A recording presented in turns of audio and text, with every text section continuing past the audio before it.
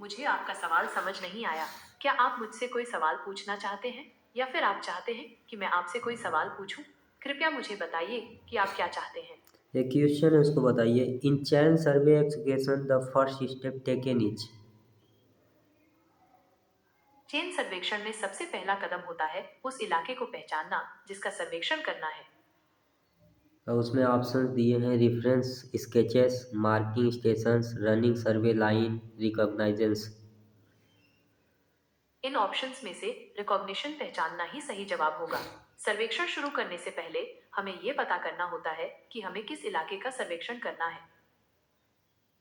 अच्छा, हाँ, इसमें ऑप्शन यही सही दिया है, डी, रिकॉग्नाइजेंस सर्वे। जी, बिल्कुल सही। चेन सर्वेक्षण में सबसे पहला कदम होता है उस इलाके को पहचानना जिसका सर्वेक्षण करना है। एक दूसरा क्वेश्चन है, बताइए थोड़ा। हेलो। ठीक है, पूछिए। मैं अपनी पूरी कोशिश करूंगा कि आपको सही। कर हेलो देयर। करेक्शन पर chain length of 100 links along A slope of alpha radiance is. इसका क्या मतलब?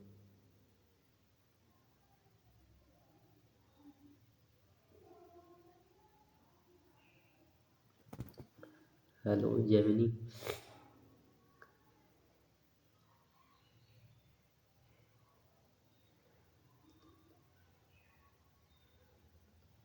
The length of 100।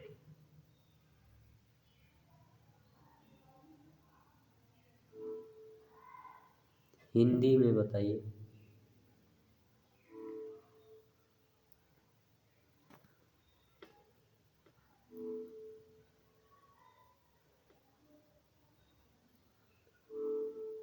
इसका मतलब है कि अगर जमीन बिल्कुल समतल है तो 100 कड़ियों की लंबाई भी वही रहेगी जो आम तौर पर होती है।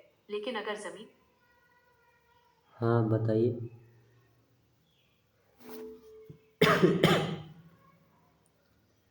नमस्ते।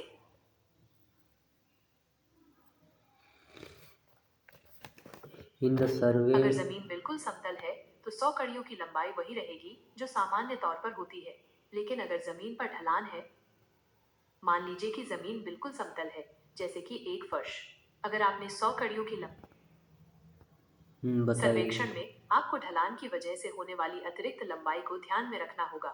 इसके लिए आपको ढलान का सर्वेक्षण करते समय अगर आपको किसी ढलान वाली जमीन पर काम करना है तो आपको ये ध्यान रखना होगा कि ढलान के कारण नापी गई दूरी वास्तविक दूरी से थोड़ी ज्यादा होगी। जितना ज्यादा ढलान होगा ये अंतर उतना ही ज्यादा होगा। इसलिए सटीक नाप लेने के लिए आपको ढलान के कोण को ध्यान में रखना होगा और उसके हिसाब से अपने नाप में बदलाव करना होगा। ठीक ठीक है, थैंक यू। कोई बात नहीं। अगर आपके और कोई सवाल हो तो बेझिझक पूछिए। नहीं, बस यही था। ठीक है, कोई बात नहीं। फिर कभी आइएगा। ठीक, क्लोज कर दीजिए इसको। ठीक है, फिर कभी आइएगा। ठीक।